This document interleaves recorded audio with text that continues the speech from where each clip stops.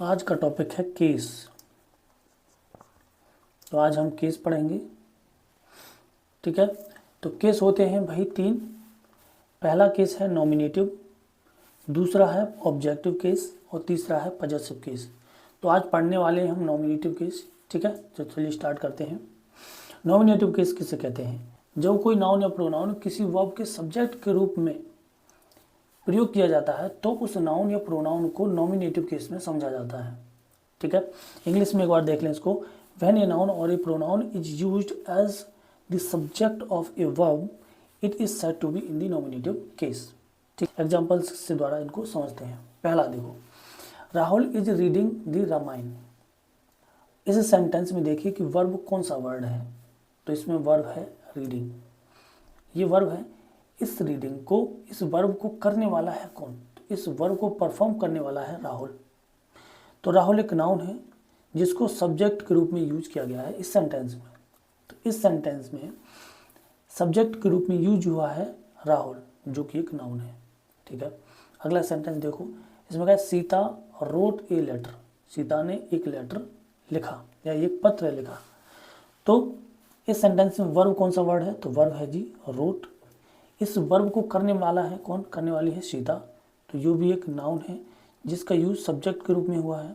तो इस सेंटेंस में नाउन है सीता जो कि सब्जेक्ट है। ठीक है, अब अगला देखो। इसमें क्या है? He plays football in this field. ठीक है, तो he plays football in this field. तो इस सेंटेंस में वर्ब है प्लेज। इस वर्ब को करने वाला, इस वर्ब को परफॉर्म करने वाला ही, जो कि एक प्रोनाउन है जिसको सब्जेक्ट के रूप में यूज किया गया है। ठीक है, आगे देखो। She sings a song. She means वह, सिंग्स गाती है, ये सॉन्ग एक गाना। तो इस सेंटेंस में वर्ब है सिंग्स। इस वर्ब को परफॉर्म करने वाली है शी, जो कि एक प्रोनाउन है जिसको यूज सब्जेक्ट के रूप में हुआ है। तो ये भी सब्जेक्ट हुआ। ठीक है, अब आगे और बढ़ो। अगला सेंटेंस जिसमें है यू टीच हिम इंग्लिश। तो इसमें वर्ब है टीच और इस वर्ब को परफॉर्म करने वाला ये है यू, जो कि एक प्रोनाउन है और जिसका सब्जेक्ट के रूप में यूज हुआ है। तो हमने एक चीज़ देखी सेंटेंस में।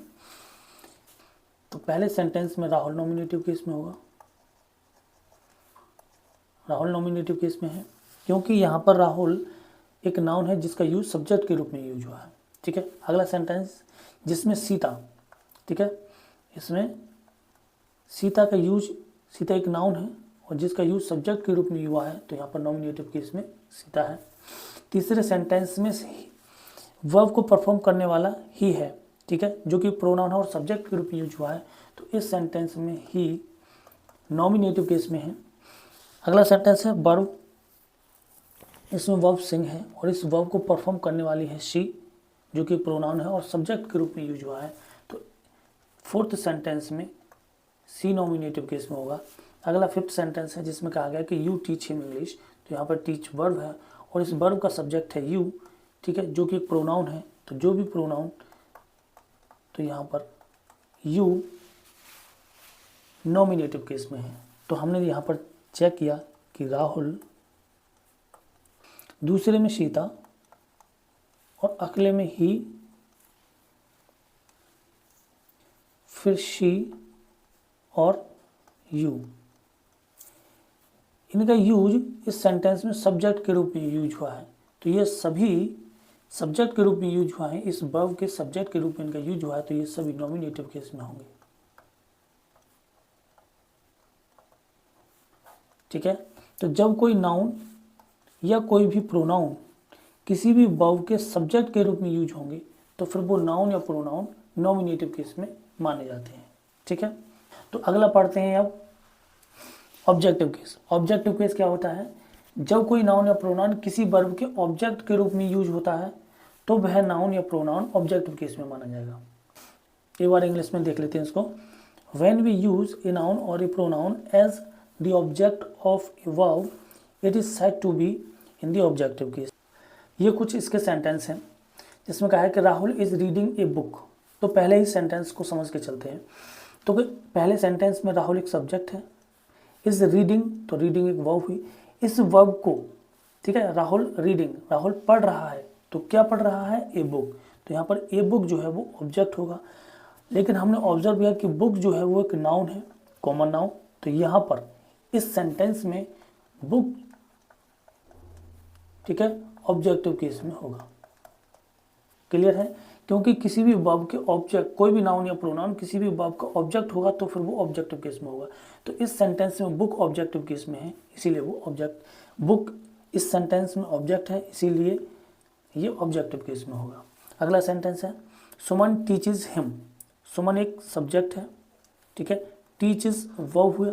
सुमन टीचेस, सुमन पढ़ाती है, किसको पढ़ाती है, हिम। ओके, तो ये एक प्रोनाउन है जिसका यूज ऑब्जेक्ट के रूप में हुआ है, इसीलिए जो हिम है ना वो ऑब्जेक्टिव केस में होगा। ठीक है, ऐसे ही अगला sentence they are calling me. तो दे सब्जेक्ट है और are helping verb, calling main verb, तो ये वर्ब है। ठीक है, मी। अब ये देखते हैं क्या है कि दे आर कॉलिंग, वे बुला रहे हैं, किसको बुला रहे हैं, मी। तो मी एक प्रोनाउन है जिसका यूज ऑब्जेक्ट के रूप में हुआ है, इसीलिए इस सेंटेंस में मी ऑब्जेक्टिव केस में होगा। ठीक है, अगला sentence I have bought a new car. ठीक है, तो I subject, have helping verb है, बॉट वर्ब है। ओके, तो इसका मतलब हुआ आई हैव बॉट, मैंने खरीदा। क्या खरीदा है मैंने, ए न्यू कार। तो यहाँ पर जो कार है वो एक नाउन है जिसका यूज ऑब्जेक्ट के रूप में हुआ है, इसीलिए ये जो कार वर्ड है ऑब्जेक्टिव केस में होगा। क्लियर है। ऐसे अगला सेंटेंस है जिसमें कहा है साहिल इज सेलिंग हिज फ्रूट्स। तो साहिल एक नाउन, सॉरी सब्जेक्ट है, इज हेल्पिंग वर्ब होगी, सेलिंग मेन वर्ब है। राहुल इज सेलिंग, राहुल बेच रहा है, क्या बेच रहा है, फ्रूट्स। तो फ्रूट्स एक नाउन है जिसका यूज यहाँ पर ऑब्जेक्ट के रूप में हुआ है, इसीलिए जो फ्रूट्स है ऑब्जेक्टिव केस होगा। तो हमने ऊपर समझा कि बुक, हिम, मी, कार और फ्रूट्स ये सभी के सभी एक किसी न किसी वर्ब के ऑब्जेक्ट के रूप में यूज हुए हैं। तो ये वर्ब है और वर्ब के ऑब्जेक्ट के रूप में यूज हुए हैं। तो यहाँ पर बुक एक नाउन है, हिम प्रोनाउन है, मी भी प्रोनाउन है, कार एक नाउन है, फ्रूट्स भी नाउन है। तो डेफिनेशन में सीधा कहा गया है कि जब कोई भी नाउन या कोई भी प्रोनाउन किसी भी वर्ब का यदि ऑब्जेक्ट के रूप में यूज होता है तो वो नाउन या फिर वो प्रोनाउन ऑब्जेक्टिव केस में माना जाता है। ठीक है, तो फिर वो नाउन या प्रोनाउन ऑब्जेक्टिव केस में समझा या माना जाता है। तो ये बहुत सिंपल है कि जब कोई भी नाउन या कोई भी प्रोनाउन किसी भी वर्ब के ऑब्जेक्ट के रूप में यूज होगा तो फिर वो नाउन या प्रोनाउन ऑब्जेक्टिव केस में कंसीडर किया जाता है। सिंपल है। ओके, आगे बढ़ते हैं। आगे है पजेसिव केस। ठीक है, तो पजेसिव केस क्या है कि जब किसी नाउन या प्रोनाउन के रूप से रिलेशन या पजेशन का भाव प्रकट हो तो वह नाउन या प्रोनाउन का रूप पजेसिव केस में माना जाता है। रिलेशन तो जानती हो, रिलेशन कहते हैं संबंध के लिए, संबंध, और पजेशन होता है अधिकार। ठीक है, तो जब कोई भी नाउन या प्रोनाउन किसी से अपना रिलेशन रिप्रेजेंट करे या फिर किसी पर अपना अधिकार बताए, तो जो नाउन या प्रोनाउन के रूप हैं, जो भी नाउन प्रोनाउन की फॉर्म्स हैं, जो किसी पर अपना संबंध, किसी से अपना संबंध या किसी पर अपना अधिकार बताएं, तो फिर वो नाउन या प्रोनाउन के रूप पजेसिव केस में माने जाते हैं। ठीक है, इसको एक बार इंग्लिश में देख लेते हैं कि when the form of a noun or pronoun is used to show, ठीक है, the relation or possession, it is said to be in the possessive case. ठीक है, तो इसी चीज को एग्जाम्पल्स के थ्रू समझने की कोशिश करते हैं। तो चलिए एग्जाम्पल्स हैं जिसमें कहा गया है कि दिस इज राहुल्स काउ। ठीक है, तो मैं इस कुछ चीज़ों को हिंदी से बताने की कोशिश करता हूँ। तो हिंदी में सेंटेंस में मैंने कहा राम का पेन, या फिर वह मेरा भाई है, या फिर राधा उसकी बहन है। राम का भाई रोहन है। ये कुछ सेंटेंस हैं जो मैंने हिंदी में लिखे हैं। आपको सिर्फ इसमें यह बताना है कि इसमें अधिकार, या इसमें सिर्फ आपको यह बताना है कि इसमें अधिकार या संबंध कौन से शब्द बताने का काम करते हैं। इन सेंटेंसेस में कौन से शब्द हैं जो अधिकार को या फिर संबंध को बता रहे हैं। तो चलिए पहला सेंटेंस लेते हैं। इसमें कहा गया है कि राम का पेन। तो कौन सा शब्द है जो पेन पर राम का अधिकार बता रहा है? तो शब्द है का। राम का पेन, ठीक है। तो का जो वर्ड है वो पेन पर राम के अधिकार को बता रहा है, ठीक है। ऐसे अगला देखो जिसमें कहा कि वह मेरा भाई है। तो इसमें वह के बीच और भाई के रिलेशन, इन दोनों के बीच में रिलेशन कौन सा वर्ड बता रहा है? तो ये शब्द है मेरा, कि वह है ना वो मेरा भाई है। किसका भाई है? मेरा भाई है। तो यहाँ पर मेरा जो शब्द है वो रिलेशन बता रहा है। ऐसे अगला सेंटेंस देखो, राधा उसकी बहन है। तो राधा और बहन के बीच में संबंध बताने का काम एक वर्ड कर रहा है उसकी, ठीक है। ये राधा और बहन के बीच में रिलेशन बता रहा है। ऐसे अगला सेंटेंस, राम का भाई रोहन है। तो राम का भाई, तो राम और भाई के बीच में जो रिलेशन बताने का काम कर रहा है वो का शब्द है, ठीक है। तो हमने यहाँ पर एक चीज देखी कि हिंदी के शब्द का, की और के, ये रिलेशन या पोजेशन, संबंध या फिर अधिकार को बताने का काम करते हैं, ठीक है। और कुछ वर्ड हैं जैसे कि मेरा है, मेरी है, उसका, उसकी, उनका। तो ये सभी शब्द जो हैं वो किसी वस्तु पर अपना अधिकार या किसी व्यक्ति से अपने संबंध को बताने का काम करते हैं। अगर यही सेंटेंसेस यदि इंग्लिश में मिलते हैं तो फिर हम कैसे पता करेंगे कि कौन सा वर्ड रिलेशन बता रहा है और कौन सा वर्ड पोजेशन बता रहा है, ठीक है। तो इसी चीज को समझते हैं सेंटेंस पहले से, जिसमें क्या है कि दिस इज राहुल्स काउ। जब भी कभी आपको किसी पर्सन के नाम के बाद इस तरह से कोई चीज मिले, इसे बोलते हैं अपॉस्ट्रोफी एस, ठीक है। इस तरह से कॉमा और बाद में एस लग रहा हो तो फिर वो अधिकार या फिर संबंध बताने का काम करता है।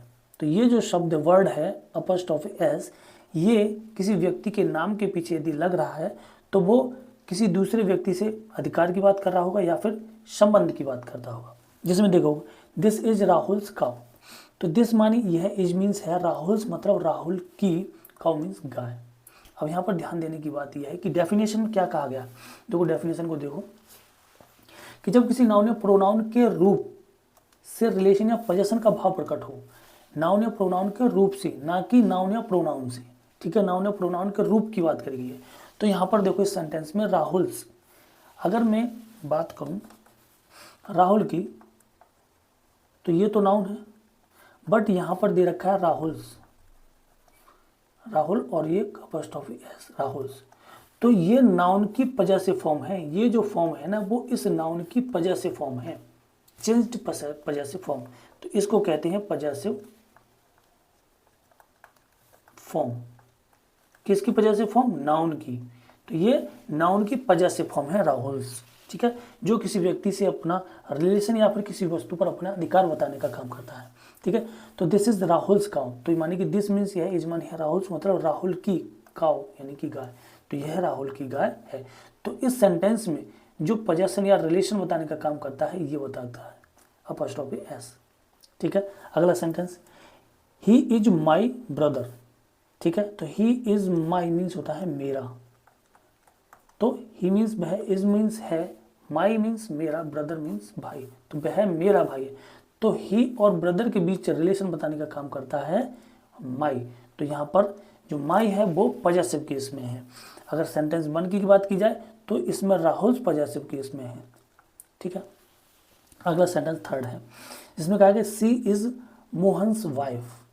तो इस सेंटेंस में कौन है पॉजेसिव केस में? तो सिंपल है मोहन्स, क्योंकि ये नाउन का पॉजेसिव फॉर्म है, ठीक है, नाउन की पॉजेसिव फॉर्म है। तो यहाँ पर मोहन्स पॉजेसिव केस में है, ओके। अगला सेंटेंस, इसमें क्या गया है, that is your book, that is your book. तो यहाँ पर इस सेंटेंस में है योर पॉजेसिव केस में है, योर पॉजेसिव केस में है, क्योंकि वह, अच्छा इसको समझते हैं एक बार हिंदी में। दैट मीन्स वह, इज मानी है, योर मीन्स तुम्हारी या आपकी, बुक मानी किताब। तो ये जो कोई व्यक्ति है वो इस बुक पर अपना अधिकार बताने के काम करता है इस शब्द के माध्यम से। ठीक है, अगला सेंटेंस जिसमें कहा कि this is not mine. This means यह, इज मीन्स है, नॉट मीन्स नहीं, माइन मीन्स मेरी, यह मेरी नहीं है। तो यहाँ पर जो पजेशन का काम करता है वो ये माइन पजेसिव प्रोनाउन है, पजेसिव प्रोनाउन। ठीक है, यहाँ पर माइन पजेसिव केस में है। ओके, आगे देखो, दीपक्स वाइफ इज सोनम।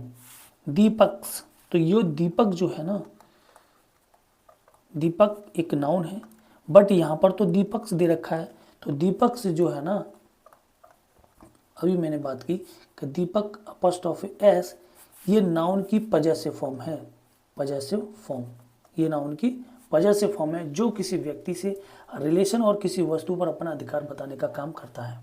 ठीक है, तो पहले सेंटेंस में जो पजेसिव केस में है वो है राहुल, राहुल अपॉस्ट्रोफी एस, क्योंकि ये पजेसिव केस में है। दूसरे सेंटेंस में है माई पजेसिव केस में। तीसरे सेंटेंस की बात करें तो इसमें है मोहन, मोहन्स पजेसिव केस में। अगर फोर्थ सेंटेंस की बात की जाए तो इसमें है योर पजेसिव केस में। फिफ्थ सेंटेंस में है माइन पजेसिव केस में, जो किसी पर अपना अधिकार बताने की बात करता है। और सिक्स्थ सेंटेंस में है दीपक्स। छठे सेंटेंस में है दीपक्स पजेसिव केस में, जो किसी से अपना रिलेशन की बात करता है। दीपक और सोनम के बीच जो रिलेशन की बात हो रही है वो, या दीपक या वाइफ के बारे में बात हो रही है, तो वो रिलेशन ये अपॉस्ट्रोफी एस बताता है। ठीक है, तो ये थे पजेसिव केस। अगली वीडियो में हम सीखेंगे कि नाउन से पजेसिव केस किस तरह से बनाए जाते हैं, इसका यूज कहाँ होता है, अपॉस्ट्रोफी एस का यूज कहाँ पर करते हैं और कहाँ पर इसका यूज नहीं होता है। ठीक है, क्या रिलेशन या फिर पजेशन बताने के लिए अपॉस्ट्रोफी एस ही सफिशिएंट है या फिर किसी और की भी जरूरत पड़ती है? तो रिलेशन या पजेशन बताने के लिए हमें एस ऑफ का भी यूज़ करना होता है। ठीक है, ऑफ को कहाँ यूज़ करते हैं, कहाँ इसका यूज़ नहीं करते हैं। या फिर जितने भी पजेसिव एडजेक्टिव या फिर पजेसिव प्रोनाउन होते हैं, जैसे कि माई है या फिर माइन है, ओके, माइन है, योर, हिज या हिम, तो जितने भी ये पजेसिव एडजेक्टिव या फिर पजेसिव प्रोनाउंस हैं, इनका यूज़ कहाँ होता है, ठीक है, कैसे इनको यूज़ करते हैं, तो इन सारी चीज़ों के बारे में हम अगली वीडियो में सीखेंगे। पजेसिव केस की एक दूसरी वीडियो बनाई जाएगी जिसमें इन सारी चीज़ों को अच्छे से जानेंगे। ठीक है, तो तब तक के लिए इतना ही, मिलते हैं अगली वीडियो में।